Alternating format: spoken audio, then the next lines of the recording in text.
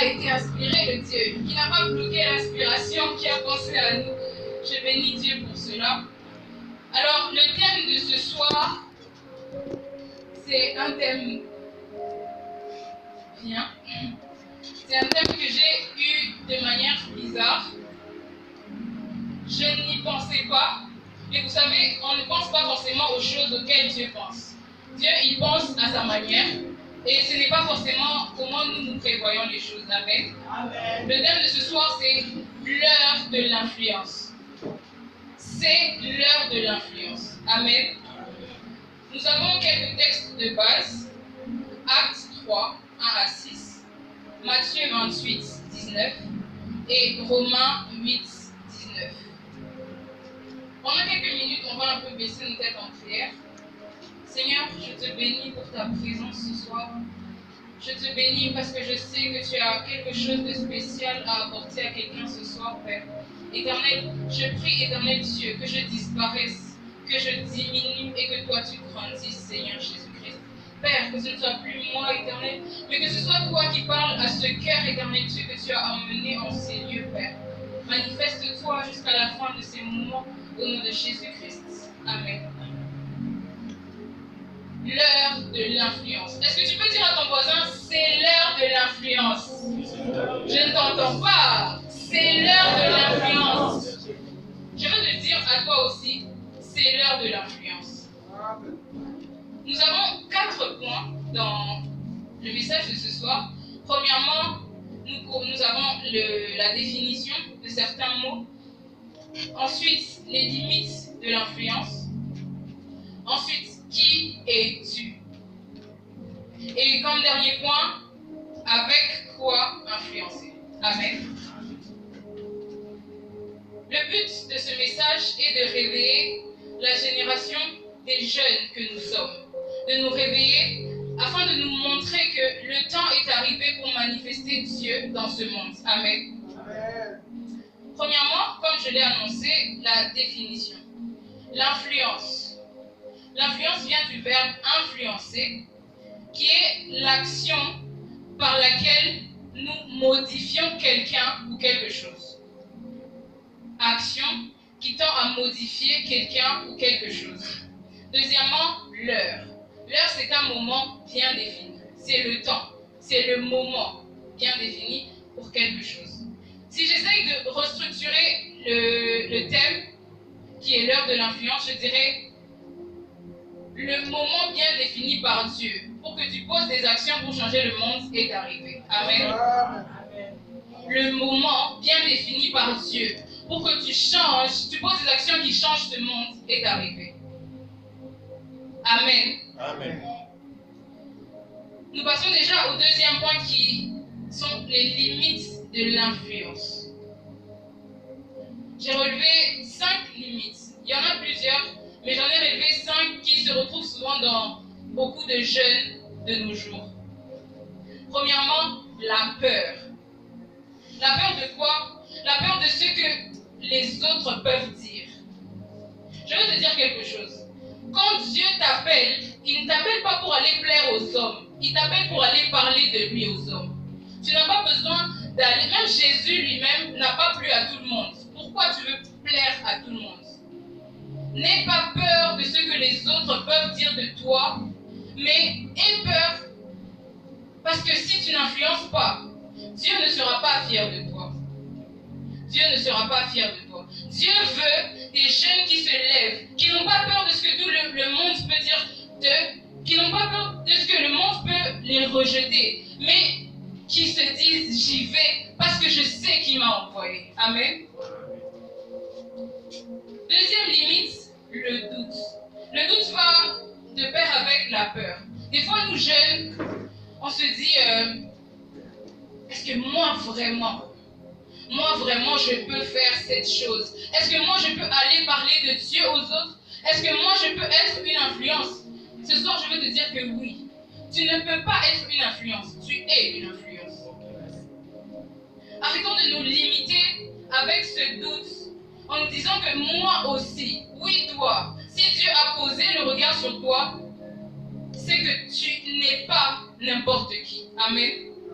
Et que c'est par toi, tu es capable de faire ce à quoi Dieu t'a appelé. Amen. Troisième limite, ton âge. Nous sommes jeunes. Beaucoup se disent, attends, mais j'ai que 17 ans. Tu veux que j'aille parler de quoi? Attends, moi, j'ai 13 ans. Tu veux que j'aille parler de quoi? À qui? Non. Je pense que si Othniel avait peur de son âge, rêve n'existerait pas. Au fait, la manière dont nous concevons les choses, les limites que ce n'est pas Dieu qui place les limites, ce n'est même pas le diable, c'est toi. C'est toi qui places ces limites devant toi. Ne regarde pas ton âge comme le facteur qui va te limiter à aller et faire ce à quoi Dieu t'a appelé. Non, mais vas-y. Amen. L'âge, ça représente juste le nombre d'années qu'on a fait sur terre. Mais l'âge n'est qu'un chiffre. Ce n'est pas notre maturité. Ce n'est pas, Dieu n'a pas regardé à ton âge pour te positionner là où tu es. Amen. Amen. Ne te dis pas que je suis trop jeune pour, je suis trop petit pour. Non. Si Dieu t'a choisi aujourd'hui, c'est parce qu'aujourd'hui tu es capable pour. Amen. Quatrième limite, la non-connaissance de son identité. Il y a certaines choses qu'on ne fait pas parce qu'on ne se connaît pas. Il y a certaines choses qu'on ne fait pas parce que je ne sais pas qui je suis au fait. Je m'imagine enfant de président et que Othniel venait me piétiner. Non, tu peux pas. Parce que moi, je connais mon identité. Je sais de qui je suis fille, au fait. De qui je suis fille. La connaissance de son identité permet même au diable de ne pas faire certaines choses à nous, au fait. Si tu ne te connais pas, le diable va te faire mettre en toi une certaine vision de toi que tu n'es pas. Amen. Connais qui tu es. Connais ton identité en Christ. Amen. La dernière limite, la non-connaissance de notre Dieu. Alléluia. Alléluia. Amen. Je peux me connaître, je peux ne pas avoir peur, je peux ne pas douter, je peux enlever de ma tête que mon âge n'est pas forcément un facteur de regressement et tout. Mais si je ne connais pas qui m'a envoyé, si je ne connais pas Dieu, même si toutes les autres limites ne sont pas en moi, je ne vais pas aller au fait. Je ne vais pas influencer. Parce que je ne connais pas mon Dieu. Je ne connais pas pour qui je vais. Donc je n'irai pas. Amen. Je ne connais pas qui est celui qui m'a envoyé faire une telle ou telle chose. Qui est celui qui m'a envoyé influencer. Donc je n'influencerai pas. Je peux aller influencer, mais pas à la manière de Dieu. Amen. Pourquoi? Parce que je ne connais pas mon Dieu. Le fait de ne pas connaître Dieu nous limite parce que nous ne saurons même pas de qui nous irons parler au fait. Ce soir, Dieu veut que tu le connaisses. La seule manière de connaître Dieu, c'est en passant du temps avec Dieu. Amen. C'est la seule manière de connaître Dieu. Je ne pourrais pas dire que je connais Othniel si je ne passe pas du temps avec Othniel. Il y a des fois où on peut se dire, ouais, je le connais. Non, je peux connaître son prénom. Je sais qu'il s'appelle Dieu, mais je ne connais pas qui est Dieu. Je sais qu'il s'appelle Othniel, mais je ne sais pas qui est Othniel. Savoir et connaître, en fait. Connaissons Dieu. Et la seule manière de connaître Dieu, c'est en passant du temps dans l'intimité avec Dieu. On ne connaît pas Dieu comme tout le monde connaît Dieu, en fait. Il faut savoir avoir une certaine opinion personnelle de qui est Dieu. Et comment on a cette opinion? Dans l'intimité. En ayant ses genoux à terre et en disant, Seigneur, moi je veux te connaître. Je veux connaître qui tu es. Je veux connaître ce que tu fais. Je veux vivre certaines choses avec toi. Le seul moyen, c'est de rester dans l'intimité. Amen. Les limites de l'influence. Ne pose pas de limites à l'influence. Bon, je vais vous dire quelque chose. Il y a certaines fois où nous posons toutes les limites de l'influence. Nous les posons. Mais si Dieu t'a choisi, je t'assure que tes limites ne vont servir à rien. Tu vas poser encore et encore des limites Mais quand Dieu pose son regard sur toi, il te sort même du milieu où toi-même tu t'es posé. Il te sort même de cette mentalité que toi, tu as mis en toi. Dieu te sort. Et ce soir, je suis sûre que même si toi, tu as peur, même si tu doutes, même si tu ne te connais pas, Dieu va te sortir de ton ignorance et il va t'emmener dans l'influence. Amen. Nous passons déjà au troisième point. Qui es-tu? Qui es-tu? Dans les limites, la quatrième, nous avons dit, la non-connaissance de son identité. Qui es-tu? Ce soir, je vais te donner 4 de tes identités. D'abord, une identité que je n'ai pas écrite. Tu es enfant de Dieu. Amen. Tu es enfant de Dieu. Il faut que ça, ce soit ancré dans ta tête. Tu es enfant de Dieu. Amen. La première limite que j'ai écrite, tu es le sel de la terre. Nous trouvons cette identité dans Matthieu 5, 13. Nous pouvons combiner avec la deuxième identité, la lumière du monde, Matthieu 5, 14 à 15. Est-ce qu'on peut nous lire ce texte? Matthieu 5, 13 à 15. Quelqu'un a trouvé?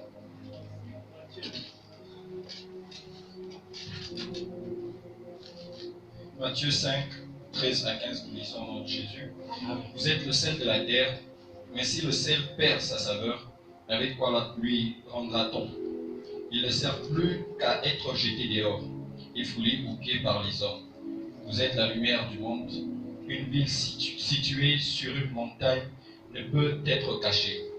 Et on n'allume pas une lampe pour la mettre sous le boisseau, mais on la met sur le chandelier. Et elle éclaire tous ceux qui sont dans la maison. Que votre lumière luise ainsi devant les hommes, afin qu'ils voient vos bonnes œuvres et qu'ils glorifient votre Père qui est dans les cieux. Amen. Amen. Quelque chose qui est dit dans la Bible, c'est qu'une ville située sur une montagne ne peut être cachée. Écoute, des fois tu peux te dire, Seigneur, mais pourquoi tout le monde vient vers moi? Pourquoi tout le monde me dit, tu es chrétien, hein? Écoute, il faut que tu te mettes en tête qu'une ville située sur une montagne ne peut être cachée. Amen. Étant enfant de Dieu, nous sommes lumière du monde, on ne peut pas être caché. On ne cache pas la lumière. Amen. On ne cache pas la lumière. Surtout que nous sommes dans ce monde qui représente les ténèbres en quelque sorte. On ne peut pas cacher la lumière dans les ténèbres. Amen. Toi qui es lumière, ne t'étonne pas que tu luises. Ne t'étonne pas que tu luises.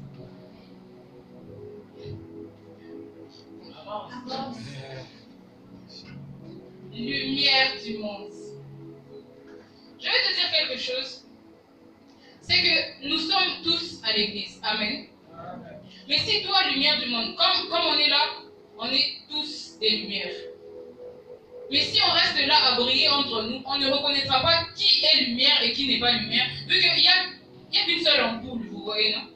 L'église est-elle une ampoule où il y a des mini-bougies, genre dedans? Vous allez comprendre, comprenez-moi? Comme une ampoule. Non, attendez. Le chandelier, voilà. Il y a plusieurs branches. Hein? Nous sommes le corps du Christ. Il y a plusieurs lumières. Quand nous sommes sur le chandelier, qui est Dieu, nous sommes protégés. Parce que sur le chandelier, on ne bouge pas, on ne tombe pas, on est là en fait. Mais si tu restes là, bougie sur le chandelier, tu ne sers à rien.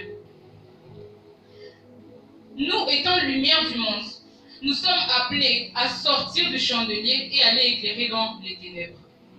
L'église est le lieu où nous nous ressourçons. L'église est le lieu où nous reprenons des forces. Pas là où nous sommes assis à rien faire. Amen. Quand je dis assis à rien faire, c'est être assis à briller dans l'église. On ne brille pas dans la lumière, mon frère, ma ma soeur.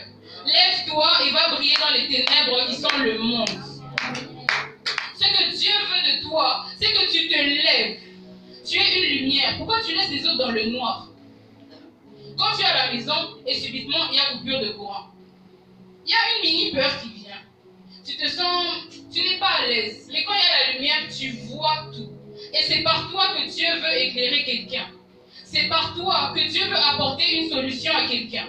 Il faut que tu acceptes ton identité de lumière et que tu ailles éclairer. Amen. Ne reste pas sur ta chaise à chauffer les chaises de l'église chaque dimanche, mais le corps du Christ, non, les ténèbres sont encore là. Oh mon frère, ma soeur, le temps est arrivé pour que tu te lèves. Tu étais à l'église, aujourd'hui tu arrêtes, tu reçois une certaine parole, c'est ça qui te ressource. Maintenant, il faut que tu te lèves et que tu ailles annoncer quelque chose dans le monde. Amen. Parce que le monde attend avec un ardent désir ta révélation. Ta révélation à toi. Mais si toi, tu restes encore casé dans l'église, rester à l'église, prier tout le temps, c'est pas un péché, c'est extra bien d'ailleurs. Mais rester à l'église et rester à l'église tout le temps, moi, j'aime pas. Moi, je veux, non. Dieu veut des gens qui sont assis à l'église, qui reçoivent et qui se lèvent, qui vont se déverser dans le monde. L'église est la source. Et toi, tu es comme une bouteille. Si une bouteille de Dasani reste dans votre salon tous les jours, c'est qu'elle ne sert à rien. On n'a pas besoin, voilà. Tu es la bouteille et Dieu déverse l'eau. Amen. Dieu, l'église, c'est la source. Et toi, tu dois aller déverser pour recevoir. Vous savez pourquoi certains chrétiens ne reçoivent plus? Pourquoi certains chrétiens ne grandissent plus? Parce qu'ils sont des bouteilles fermées et qu'ils ne veulent pas s'ouvrir. Mais nous, étant chrétiens, étant jeunes et rois pour influencer, étant d'une race élue, nous devons nous lever. L'eau que nous avons reçue ce soir, allons déverser ça et venons recevoir encore. Tu sais pourquoi tu ne grandis pas? C'est parce que ta bouteille est encore fermée, au fait. Elle est encore fermée. Lève-toi et va influencer ce monde. Il t'attend toi. Il n'attend pas ton voisin. Il t'attend toi. Toi et toi seul. Lève-toi et va influencer. Amen. Troisième identité, nous sommes une race élue de Dieu. 1 Pierre 2,9. On peut nous lire ce texte? 1 Pierre 2,9.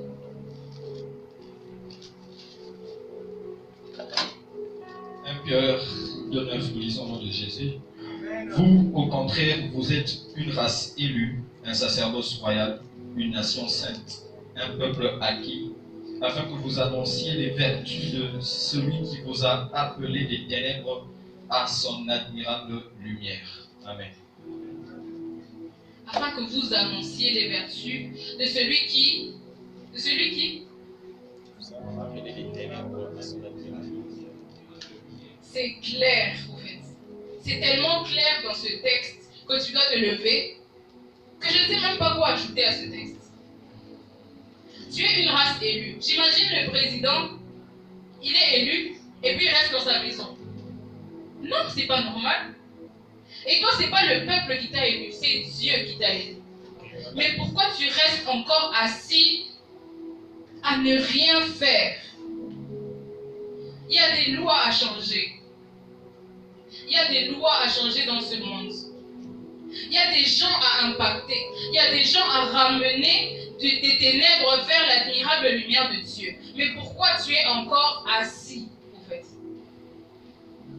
Pourquoi tu es encore assis? Qu'est-ce que tu attends? Qu'est-ce que tu attends? Il y a certaines personnes qui me disent, je ne suis pas encore prêt, j'ai besoin de recevoir beaucoup d'enseignements et tout. Laisse-moi t'emmener dans la Bible. On va dans Jean 9. On ne va pas lire, tu vas aller lire chez toi. Jean 9.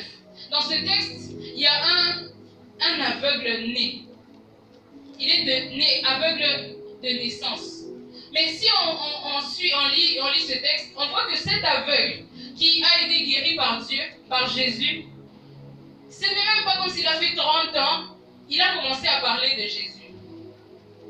On voit Paul dans Actes 9, si je ne me trompe pas.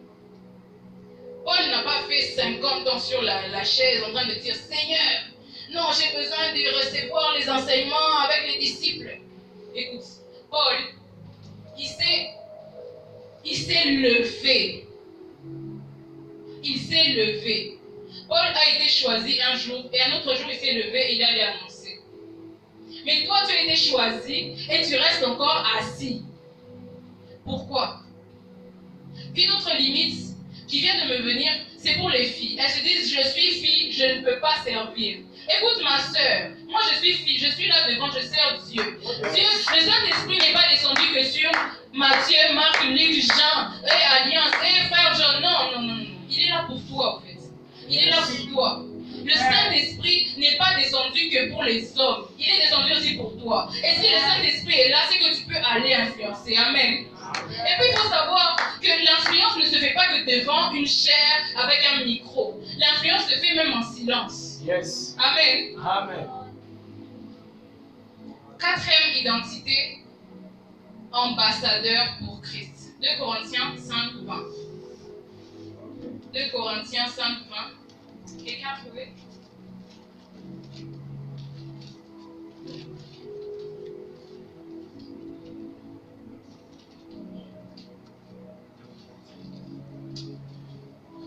De Corinthiens 5, 20, nous disons, nous faisons donc les fonctions d'ambassadeurs pour Christ, comme si Dieu exhortait par nous.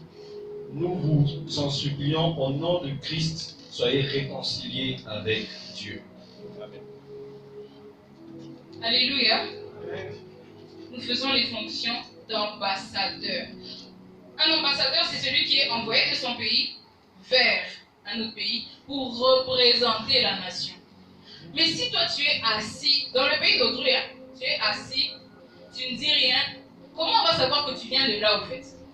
Comment on va savoir que tu viens d'un autre pays que celui dans lequel tu es? C'est exactement pareil avec nous chrétiens. Nous ne venons pas d'ici. Amen. Nous sommes dans le monde, mais nous ne sommes pas de ce monde. C'est-à-dire que nous sommes attachés à ce monde parce que nous y vivons. Mais nous sommes attachés à ce monde, mais nous sommes liés au ciel. Amen. Amen. Toi, ambassadeur, pourquoi tu es encore assis et tu ne parles pas de ton pays? Pourquoi tu ne parles pas du lieu d'où tu viens? Qu'est-ce que tu attends? Que quelqu'un d'autre vienne prendre ta place? Non, attends, je te dis. Si toi tu te tais, Dieu va susciter même des pierres pour venir parler du ciel. Dieu va susciter des personnes auxquelles tu ne t'attendais pas. Moi, je témoigne. J'étais au printemps, il y a quelques années, l'école. Aujourd'hui, je me connecte et je vois des gens, sans mentir, des gens qui étaient genre HS de Dieu. Hein? Dieu, c'est pas... On ne pouvait jamais se dire que ces personnes allaient rencontrer Dieu. Mais je vous assure que ce que Dieu fait avec ces personnes, c'est beaucoup plus que ce que toi tu fais en fait. Pourquoi? Parce que ces personnes ont dit, oh oui Seigneur, je t'ai reçu, je me rends compte que c'est toi le vrai Dieu. Maintenant, je ne reste pas là à me rendre compte. Je me lève et je vais faire rendre compte à d'autres personnes que c'est toi le vrai Dieu. Si toi tu ne te lèves pas, d'autres se lèveront et tu vas rester assis. Amen. Avec quoi influencer? Je n'ai qu'une seule réponse à donner. Avec ce que tu as. Amen. On va lire dans Actes 3, 6. Avec ce que tu as.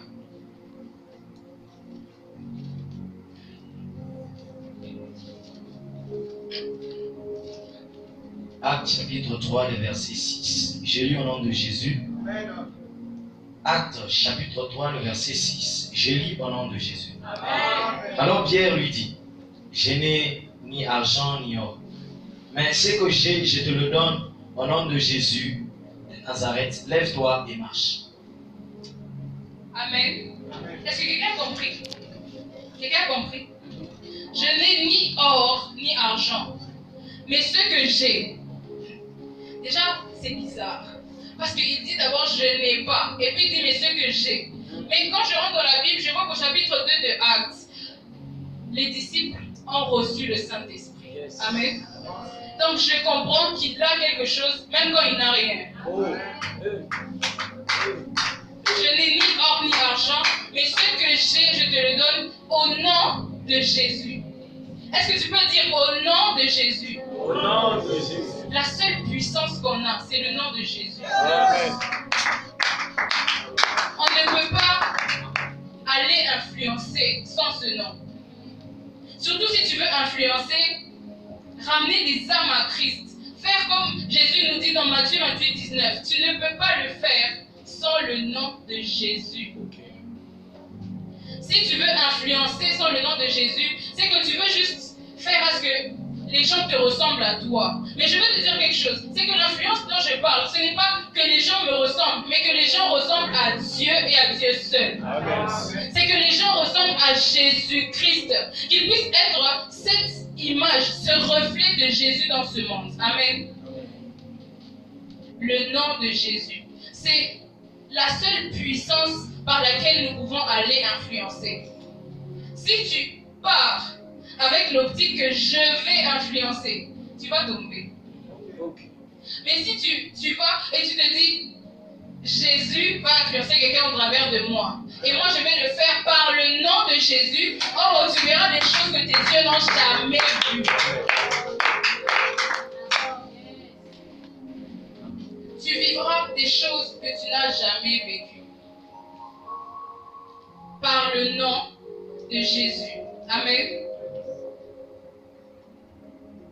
Le Saint-Esprit, les disciples, ils ont reçu le Saint-Esprit. Et le Saint-Esprit est venu comme les marquer, au fait.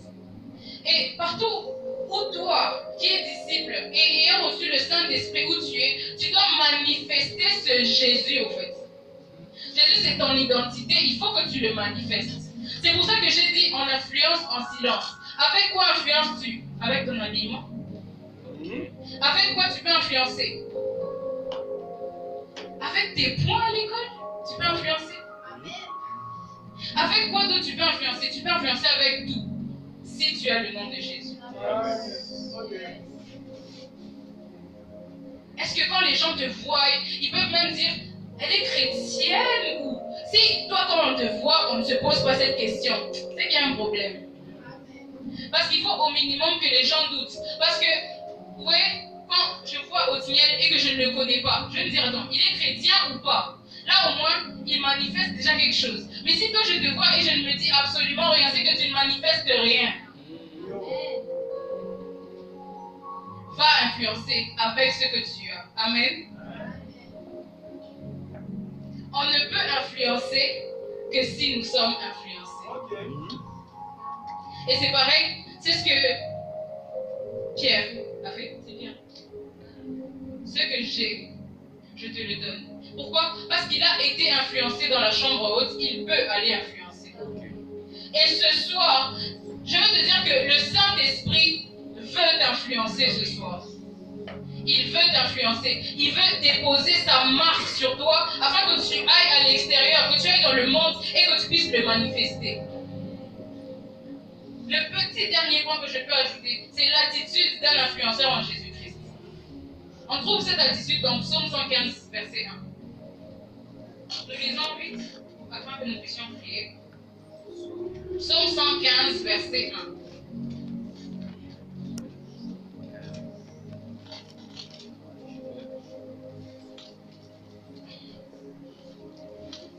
Psaume 115, verset 1.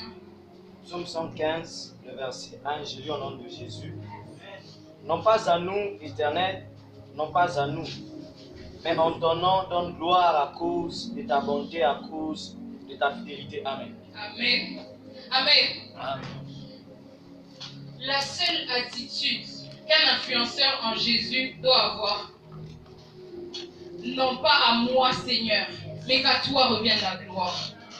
Vous savez, quand on va influencer, il y aura des gens, vous ne pouvez pas même des pasteurs et tout. Non, je vais être comme Roland Dallot, je vais être comme.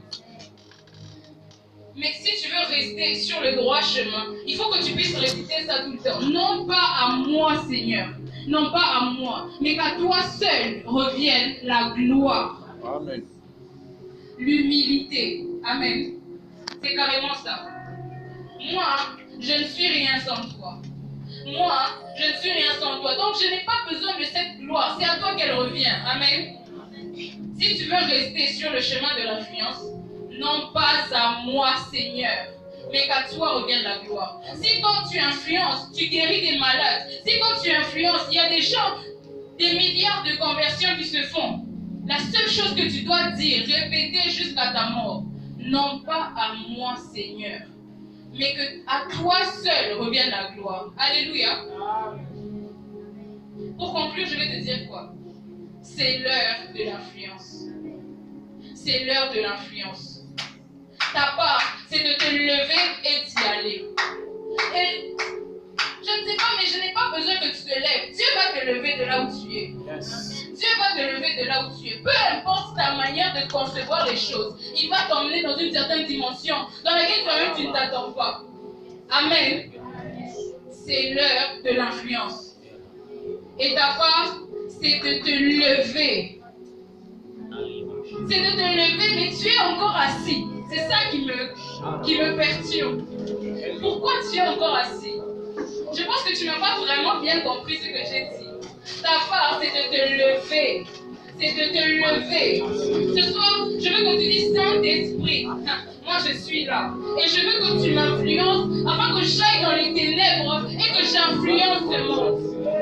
Saint-Esprit, ce soir, je désire être capacité par toi. Je désire être influencé. Je veux être impacté par toi ce soir. Est-ce que tu es ta foi et désirer l'influence du Saint-Esprit? Désirer que le Saint-Esprit dépose sur toi sa marque. Élève ta foi, cher influenceur. Élève ta foi ce soir parce que le Saint-Esprit, il est déjà en train de toucher la vie de celui qui est prêt. Il est déjà en train de toucher